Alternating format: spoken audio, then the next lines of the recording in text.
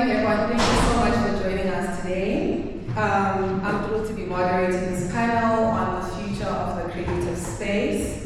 Our conversation today will explore how brands and artists can collaborate effectively to navigate the challenges and opportunities that lie ahead. We'll delve into what's currently missing in the creative landscape and how we can all work together to successfully shape its future. I encourage everyone to engage, share your thoughts, ask questions, and let's make this an inspiring and productive discussion. I am thrilled to be introducing our incredible panelists today. We have Tanya from Battora, which is a platform that lets you focus on making your art whilst they bring the right opportunities to your doorstep. Second, we have Mas.Genesis, an artist. Mas.Genesis is an artist on a journey towards revelation. He is a Pan-African law graduate, writing and producing Afro-boom rap. Thirdly, we have KultureSet, which gives creative people a quick and modern way to get paid, run competitions, and build a strong, loyal community. And then lastly, but certainly not least, is Lucretius, who is an artist that is a gateway to the heavenly. Okay, you can all clap. Who's an artist that is a gateway to eternal wisdom, who captivates souls on earth in order to bring them to the heavenly realms. Okay, now. Cool. So, Battora, Mas.Genesis, KultureSet, and Lucretius. Each of your brand has a unique story, unique brand identity. Can you please tell us the story behind your brand and what it means to you and what it is you're trying to achieve? We'll start with you. Okay, hi guys. Hope you guys have a very great day. Yeah, so me as a person, I have my brand. And my whole entire brand is fully centered around the journey that I take in understanding myself. Because the human journey is similar and applies to all of us. So my actual name is Lucretius. It's Latin and it means wealthy. Wealth is more than just financial. Wisdom is wealth. Wisdom can be physical, it can be spiritual, it can be emotional, mental. So, as a brand, I endeavor to make people wealthy in every aspect. Not that I'm boiling out the artist, I'm not saying I'm the hardest boiler in the world. But what I'm saying though is that as a brand, I aim to empower and bring abundance on every plane of existence that we have. Amazing. I don't know how I'm going to be able to top that, but so I'm representing KultureSet, but my actual name is Blessing. If you don't know me, you don't believe in God, it doesn't have blessing. Anyways, so back then I used to be in the art space, like making music, producing, and now I'm just deep in the tech space. So the idea of how KultureSet came about is basically figuring out how we can diverge the tech side and the art space so that we can bring monetary value to everyone. Like creatives, I believe that creatives are not getting rewarded enough. So that's why KultureSet exists. Hello everybody. First and foremost, happy Women's Month to the women of the world. Can we make a round of applause for the women? That's very dope. Secondly, I'm rocking Sheba. If you guys are curious, at Sheba_. I'm still figuring out my brand, to be honest. I'll say what I have to say today. I saw a TikTok last night of someone talking about how hip-hop is terrible, hip-hop is misogynistic, hip-hop is the devil's music, hip-hop is trash these days. I feel like what Mas.Genesis is, it's gonna be the big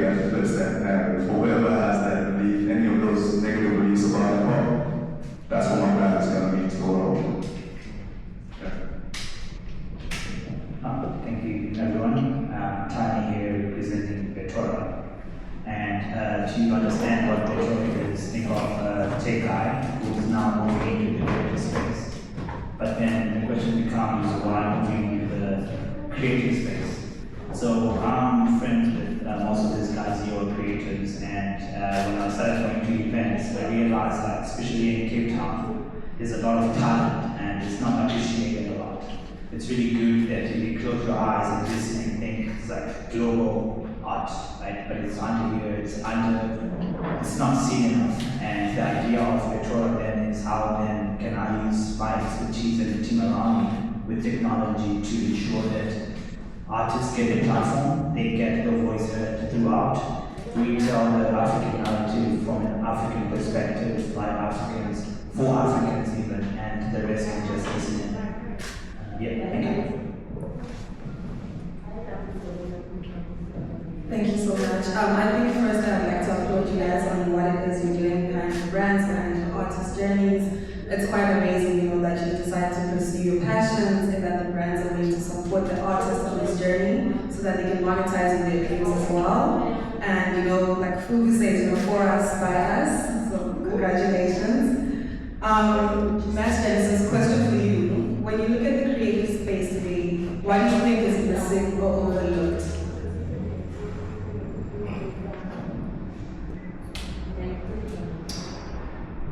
I saw this clip once where this guy was talking about there's so many rappers. I grew up in the SoundCloud era where everyone in high school was a rapper. But if some of these people who were actually rap could support rap without rapping, not everyone can rap. But we all love hip hop. If we can have people who say, I love hip hop, let me help the people who can actually rap. Let me learn how to be an agent. If Africa had half of its aspiring rappers become managers and agents, who are able to think like a hip hop artist to help hip hop artists, I think that would help everyone. You eat because you're earning. I get to benefit because I don't have to think like a manager. So I think predominantly for me, we lack corporate-minded individuals in the music space, particularly in Africa.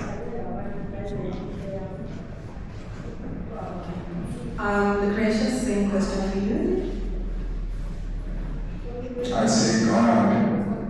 I'd say we have this conception or fake understanding that to be a godly person, to be a good person, means you dress a certain way, you attend a certain church, you never swear, you never have fun or go outside. And because of that, we create a society where we have everything in such extremes. So if you're a rapper, you have to have 1,000 women around you, you have to have 1,000 chains on.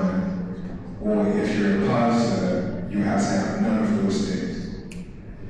Why is it that there can be no balance? Why is it that people cannot be good whilst living in a world full of badness?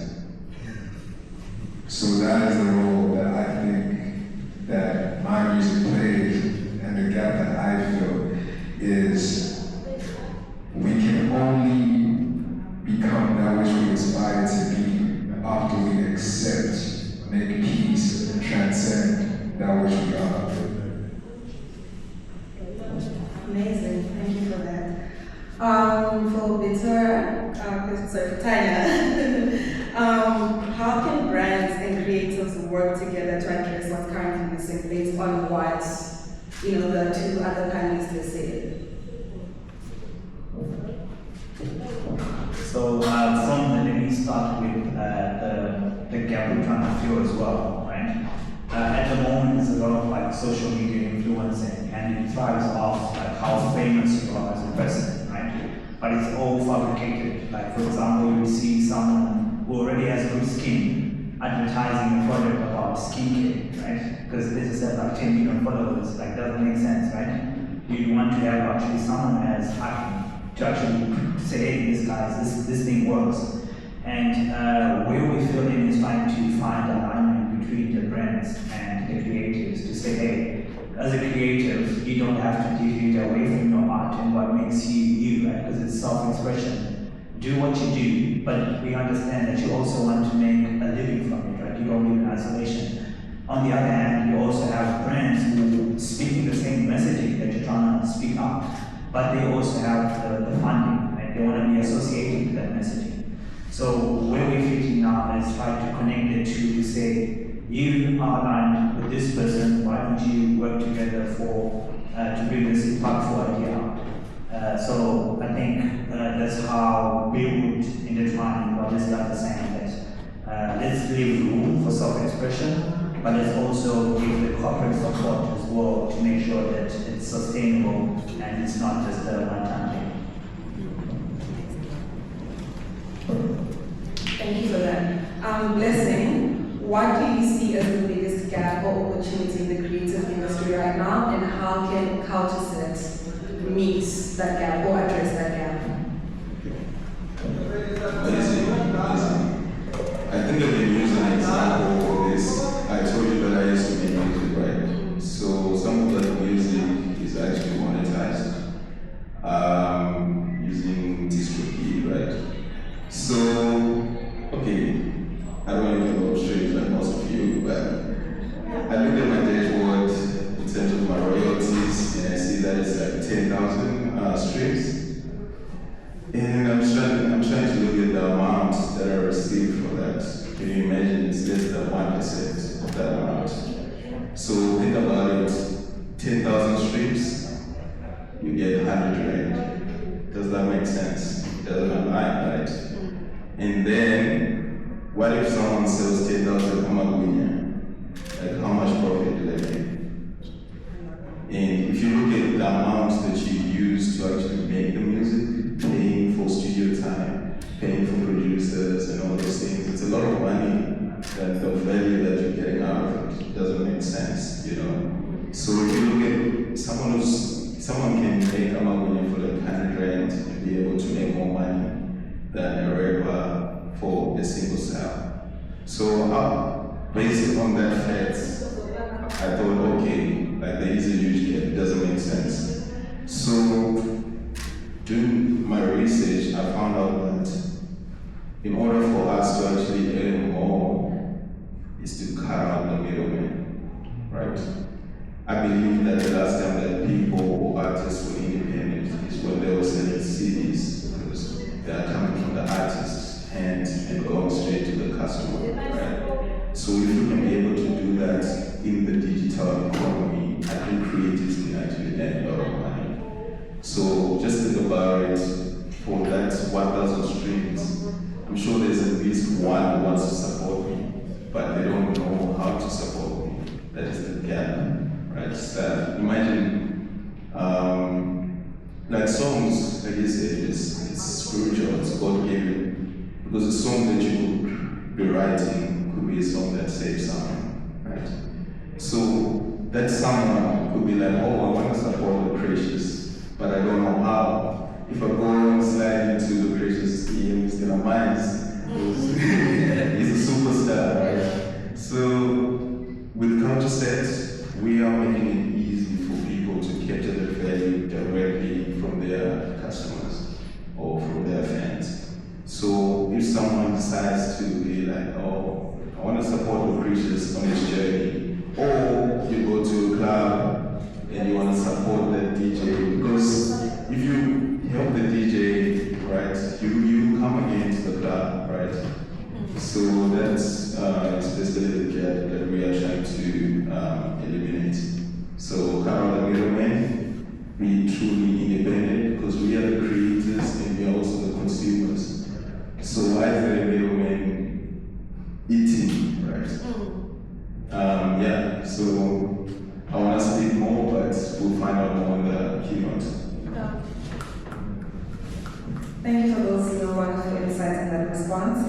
So now I'm just gonna give you guys an opportunity to ask each other questions. So Blessing, Tanya, what would you like the artists to ask the artists themselves directly about their work, their vision, and their needs as well, and how you can best, I guess, how you guys can best support them?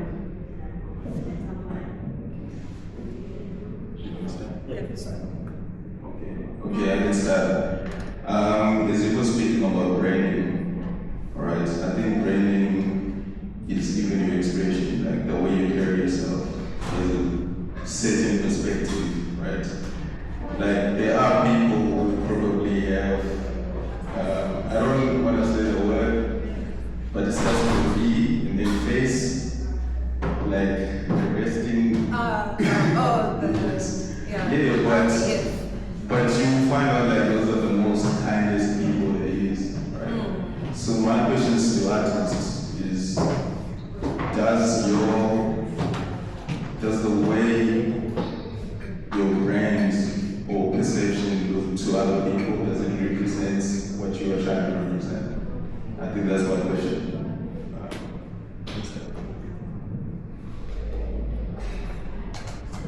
That's a good question, bro.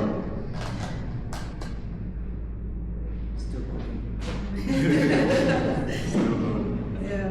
You should be an interviewer, bro. That's crazy. I think what I would say for people wanting to help artists is a lot of artists are complicated individuals. They have big emotions, big thoughts, and sometimes artists are going through mental stuff, bro.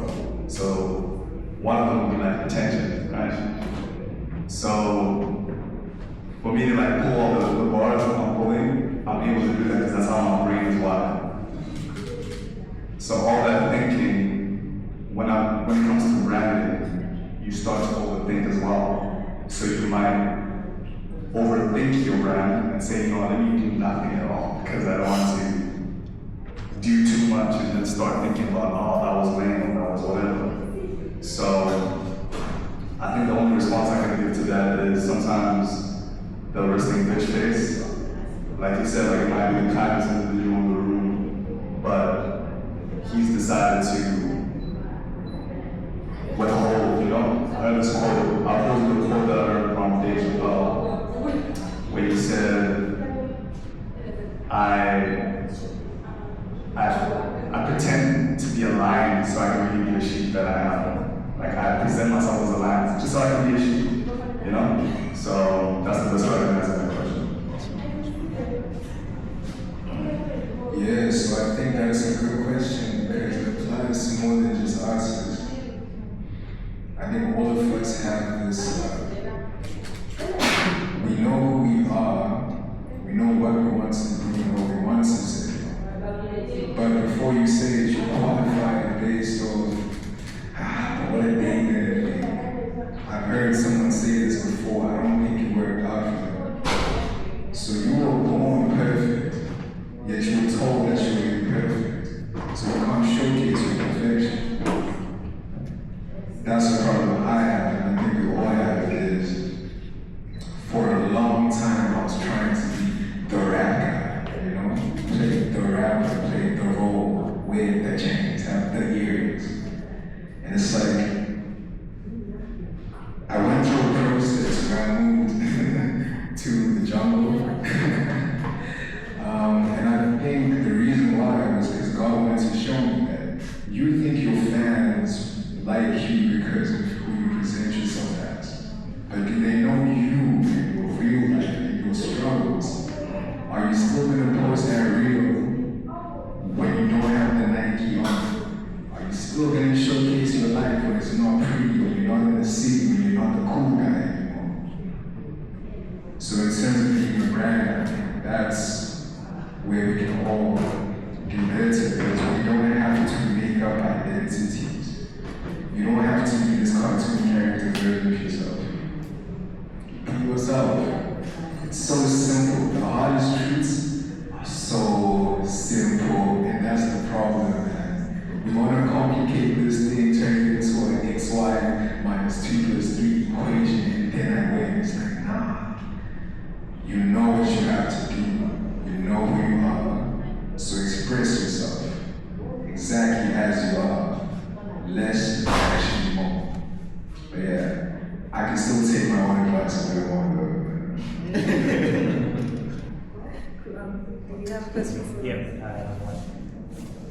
So I'd like to think mine is more of a practical question, right? Just looking back through how this whole thing I'm trying to do has been done before, there's always a conflict when we figure out that the money wins the art, right?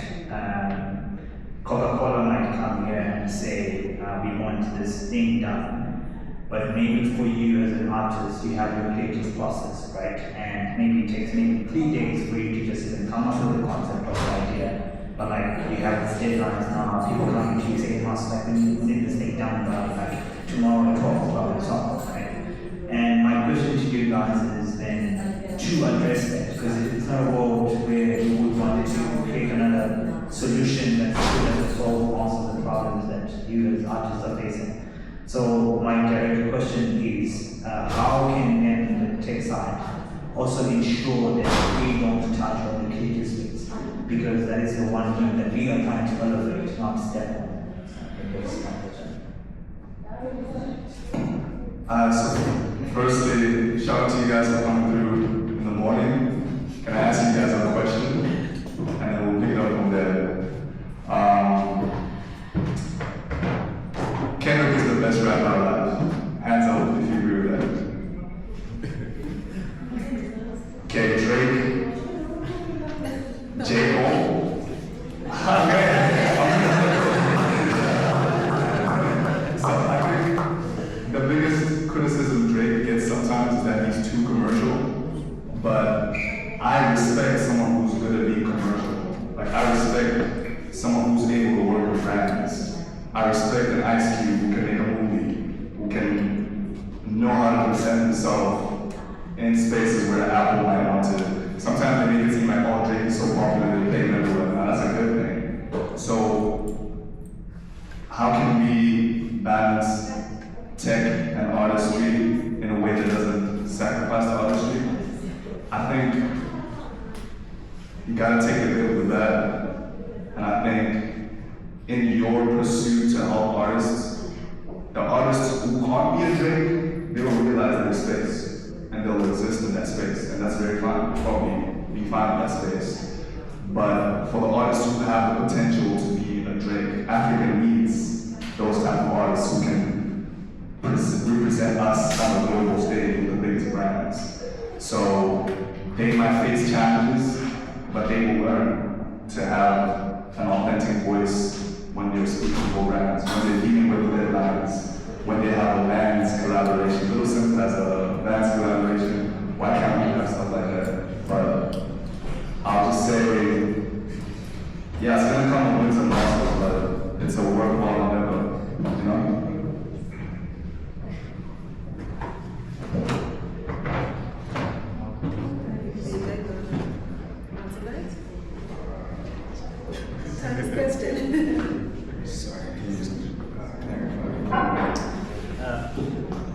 So, in short, the question was, how can tech assist without stepping over your creativeness, your self-expression? Okay, cool. So I guess the most direct example that I have like this is, so I'm not sure how many of you are familiar with something called FL Studio. It's how we like make most of our music. When one is producing a beat on FL Studio, the hardest part is to always try to make it sound like a real person is the one who's playing those drums. And how you do it is by moving things off the grid. You make them intentionally imperfect. When things are perfect, humans don't resonate. When things are too on time, it's actually not pleasing to the ear. For example, we all know those R&B singers who can do the crazy writing. But to every person, the sweetest voice is their mom or their dad. If they're singing you a lullaby, that's the sweetest tones, even if it's off pitch, off key, off whatever. Why? The emotion and the humanity behind it. So I would say the tech space should assist to translate celebrates the humanity that the artists are expressing, but should not create a mechanism whereby the artist is just now another part of the machine. Yeah. That's amazing. Thank you for that. Mas.Genesis and Lucretius, what would you like to ask Tanya and Blessing about collaboration opportunities and resources in the creative space? Cool. So first thing I would say, what's the role that music plays in your life? Okay. Then second, I would ask, from your perspective, how can music and tech be integrated in a way where both sides can benefit? Awesome. Those are really good questions. I think music, let's go to the fundamentals of music. It's frequencies. All of us are basically frequencies. We vibrate at a certain wavelength, right? Like you said, when music is too perfect, it doesn't resonate because as humans we're not perfect either. So it's for me, music is everything, bro, because it has the ability to touch someone. It's just the ability to make you feel a certain way. Like if you're gonna listen to Adele, obviously you're gonna be sad. You know, so music to me, like I said, I used to make music, and I believe to a certain extent I have a good ear when it comes to music. Like I can recognize certain samples and all those things. So music to me is very fundamental to everyone's living being, you know. Yeah, so that's the part of my music, and how can we, in the tech space, how can we collaborate in a way that benefits the artist? I think right now this conversation is very important. Just a little bit of background. For those who don't know, we planned this meetup like 2 days ago. In less than 48 hours. Shout out for everyone for fishing through. But we could have this conversation elsewhere, right? But the only issue is that sometimes when you meet artists, it's always in the clubs. Like, how are you going to be able to communicate and have that conversation in the club? It doesn't work, right? So hence why we designed something like this, so that we can have a conversation in terms of how we can collaborate and help each other. So when it comes to the stakeholders in the music space, like Spotify, Apple Music, and all those big players, I don't think they had this conversation with the artists, right? So right now we're like, okay, let's create together. Let's hear what issues we can solve together. Let's work together, and you guys actually become stakeholders, right? In terms of the initiatives that we're trying to develop. So right now it's getting kind of tricky because AI can make music, right? So what we're trying to see is like, okay, let Lucretius be able to speak directly to their fans, right? Let's cut out the middleman. We don't want to middleman, you know. So that's basically how we are trying to more or less break into this collaboration situation. More in the keynote. Yeah, good questions, Lord.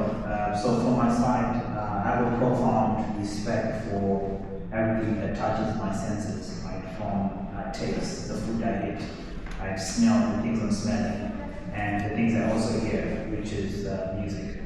And usually when you wake up, there's a study that they did, and they realized that the first sounds that you hear when you wake up sort of like determine the projection of your day, right? So like you wake up, listen to sad music, you're basically guaranteed to feel grumpy the whole day, right? Conversely on the side, good music makes you feel good. There's a reason why If we think of summer music, it's like makes us feel happy, you know, like driving, comfortable, and blowing, right? It's the mood. So for me, music is my emotional instructor, right? And sometimes when I feel bad, I play music to put me in a state where I feel good. So that's the part of music plays for me. On the tech side, I was privileged enough to be behind this guy making music. Like I went to a studio session, and for when you're on the other side listening to music, you think it's the thing that comes. They think they write, they produce, and it comes out. But there's a whole lot that goes on behind the scenes. Like, oh, does this work? Oh, can I change this? Right? It's a whole creative process. And my idea is to try to assist from the foundation, just not on the end product to say, oh, it's good music here, okay, let's put it out, let's like monetize it this way and so on. But rather giving you the ideas, like maybe say you're thinking as an artist to say, okay, I want to make a project on this. Then you have Battora they help you say, okay, this is what's happening in the world right now. Here's the topics that you can touch on, here's the ideas that you could generate. There's a president coming here in Cape Town and you can sing about this. So like providing those key data points and the foundation that help artists actually make their whatever, I don't focus mainly on music, I touch on every creative aspect, so every like creator or poet, anything that will help you make the art making process as fluid as possible is what I stand for. Kendrick Lamar has a line where he says, I'm willing to die for this shit. I done cried for this shit. Put the Bible down and go eye for this shit. And he's basically saying, like, I'm laying down my life for the craft. I watched Lucretius say this in a panel all week, similar to the setup. He was saying, there's a story of warriors that are traveling on a boat and they arrive on islands to fight their enemy. But when they arrive, they burn the boats to make sure that they have to win, because you can't run away. So I bring both of those things up to say, I had a chance with him, and I know myself, that's what we are doing. We are laying down our lives to pursue what we believe in, which is the music, which is connection, which is God, which is spreading a message. So my question to both of y'all is, what is in it for you? As a rapper, sometimes when I think, rapper, I study law, and you meet lawyers who want to study law to make money, and then they learn that not every lawyer makes a lot of money. Some lawyers end up working for the government to protect people, but they don't make a lot of money. So money is nice, yes, but like, what's in it for y'all? Like, and what are you willing to sacrifice, and what role do you think you play that would require that type of sacrifice? Yeah, so for me, my journey started with the journey of self-discovery, right? As you like start to listen to the elders and they start speaking of impact, like especially like in the African region where we stand, we need to distill our African narratives. So you then step back and ask yourself, how best can I become a part of this movement, right? Even if it's a war, some people are good at tactical stuff, like they'll work their guns. But you find there's also a guy who's good at the cooking in the military. There's a guy who's also, Chef Schumer. You find there's also a guy who's good at just like reconnaissance, right? Who goes and finds out what the enemy's doing and so on. And from where I come from, technology is something I grew up with, it's something that I play with. When I'm bored, I do it. And it was an idea of saying, oh, like I have this skill set. How then can I also be a part of this movement? How can I also be able with my capabilities? So when you ask what's in it for me it's the impact. It's me wanting to play a role. And the tools that I have at my disposal is the technology. If I was like a therapist, I would probably be now giving therapy sessions to creatives, right? Who are telling that strong African story, or trying to say, let's be unique, right? Let's have the self-expression. So for me, it's trying to make a dent, trying to have a life worth lived, to say, I also put out an effort to this movement for the greater good of everyone. Amazing.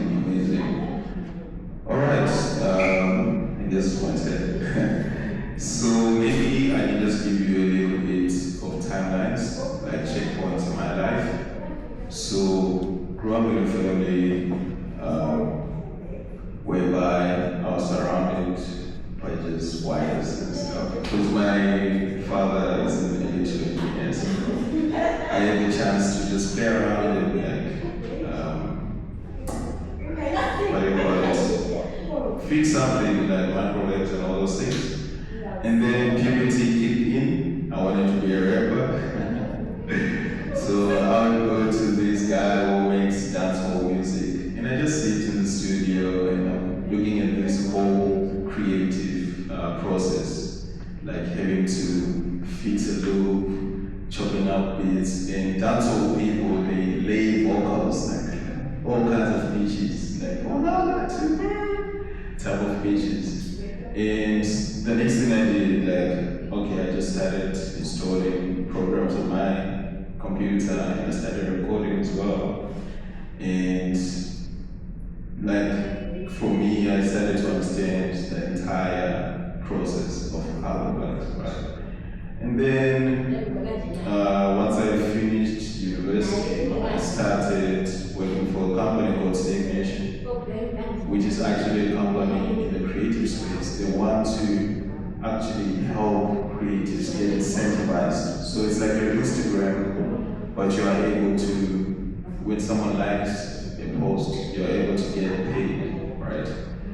And then after that, I started working for a fintech company, which is a financial technology company where we do payments, using blockchain and all those things. And then in between that, I still wanted to pursue music, right? Then I met Lucretius, D&D, like, I want to collab. And then it's like, okay, man, he's a superstar, I had to pay for that, for that picture. But when that transaction was happening, it was actually a foundation of a new idea, right? He sent me his feature of his verse, and I was like, damn. In a way, like my career ended right there, because it was so good. And I'm like, okay, he's very good, like he's at a very high level. How can I use my experience to actually help artists like him get more value for their work, right? So that's where the bed of KultureSet started coming, right? So to me is, learning, being in a space where I understand creatives, I started to understand that most of the message that they want to portray is basically distorted. Like you were saying, like if you're a rapper, you need to rap about shaking palms and having a fancy car and money and all those things. But maybe you just want to tell your story, right? But because of this entire perception of you have to do this, you have to be a certain way, it distorts what you're trying to portray. Even in movies, even like movie, I don't know these guys, like Africa's not a zoo. It's not a zoo. That there's still people who think that Africa is a zoo. It's because of how they are distorting our message or the stories that we're trying to tell. Because I've met people who are in the film industry as well, and I saw that their mind want to portray a certain story, but if it's like, oh, maybe do it this way. Don't you see, like, when there's African people on Netflix, they speak a certain way, man. To me, it's not like, come on, that's not like how we speak, you know? Yeah. So, to me, as he was asking, what's in it for us? I think by the end of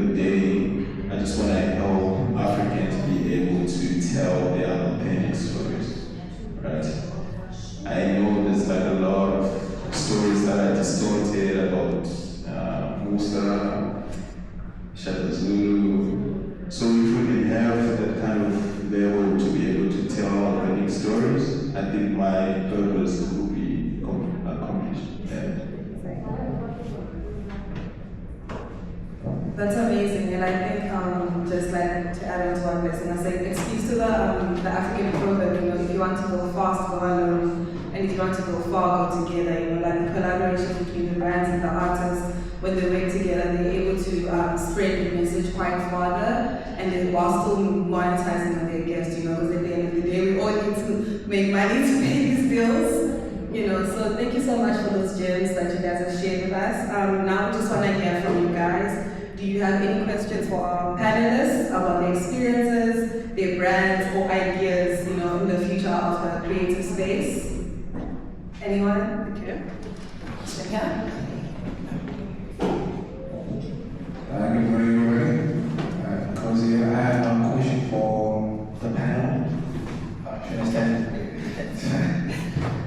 So last night I was having a conversation with my brother about idealism into reality, in the sense that we all have this final goal, right? This end game that we want to get here, right?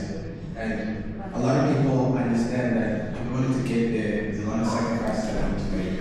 In the sense that, let's say I want to be the biggest rapper in the world, but you can't just become the biggest rapper in the world when you know you have a day job, and you have a kid, and you have a wife, and you have all these things, right? You need to give out 100% of your time to that goal in order to make that goal happen. But it also becomes a thing of, that is idealistic, it's not realistic in the sense that you need money to live every single day. So how would you guys say you overcome not getting complacent and comfortable, like if you get a job and now you're in this position where you're actually stable, but this is taking too much of your time, so you cannot focus on that goal anymore? And how would you go about challenging that and finding ways Would like to take.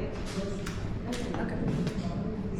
Yeah. So I think maybe a twist to that is realizing that you can never do anything alone, right? I could try to be like as fast as Usain Bolt. I could train by myself, like day in, day out, waking up early in the morning. But then you need like a coach to actually tell you like, hey, you need to lean a little bit forward to go faster, right? You need then someone who's focusing on your diet to say, well, if like you're burning a lot of this energy, you need high carbs, or you need this. And I feel it's always about making sure you surround yourself with a very good support system, right? You become the spearhead of your idea, right? You have the vision that you want to get there.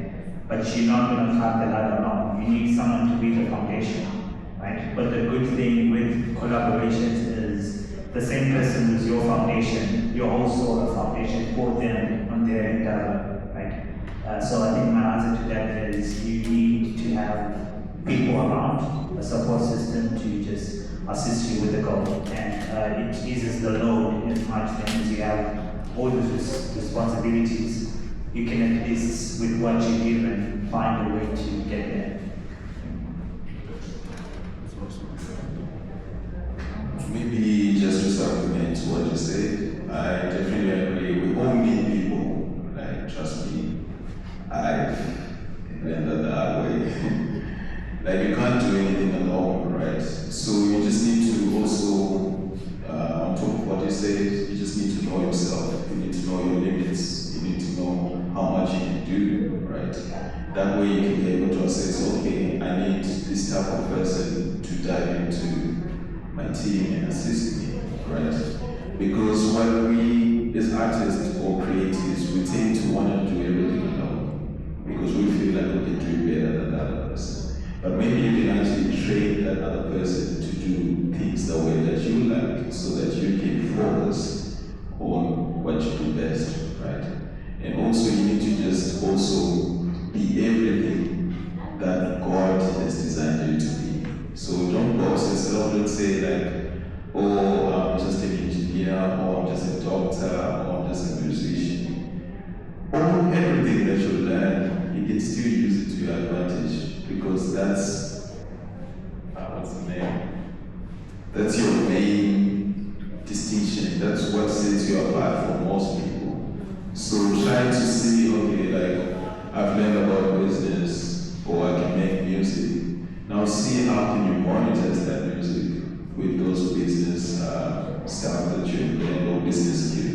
So see how you can embody all the skills that you have and also be able to know your limits. And if you bring someone onto your team, show them the way you want certain things to be done.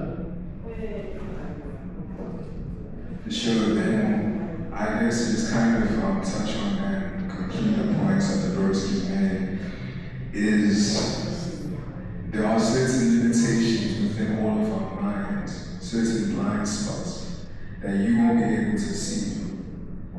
To you, that painting is blue. To him, it might be green. So is it blue? Is it green? Who knows? But if there's two people who can see a certain way, we have twice the chance of communicating what kind of that actually is. Right? Every truth is not a half truth. So the more minds you can gather together to help you navigate the space, the better. It's not about being right. It's not about being the leader. It's not about owning the idea. It's about executing this thing. It's about winning. Ultimately, you can do it alone, but is it worth it? Pride won't get you where you want to go. Sometimes you have to be humble enough to say, I don't know how to do this technique. You are the best at this technique, bro. So I'm going to play my role, and you play your role, and then the team can function.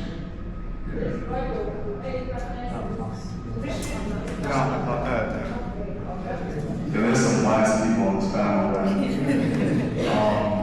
I think I'll just add one final thing that ties together what everyone's been saying.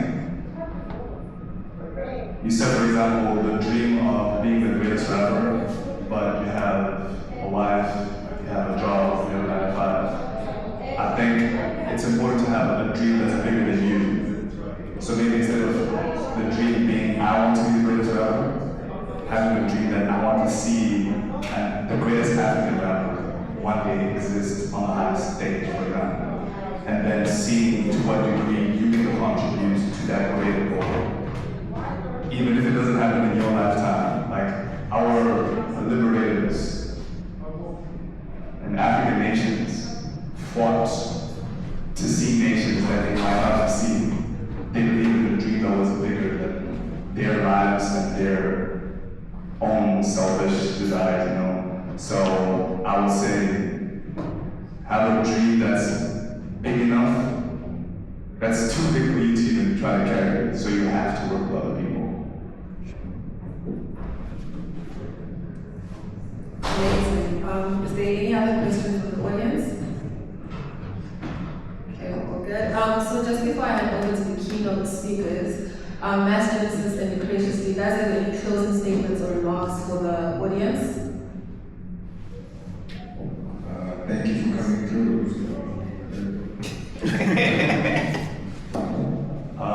Lucretius is dropping a song called I Still Dug It. I have my latest song called Africa's Finest. Please go support. I'm sure the tags of KultureSet and Kulture are also available. Yeah, we really appreciate you guys for pulling up. If you keep showing up for us, we'll keep showing up for you. Thank you for being here.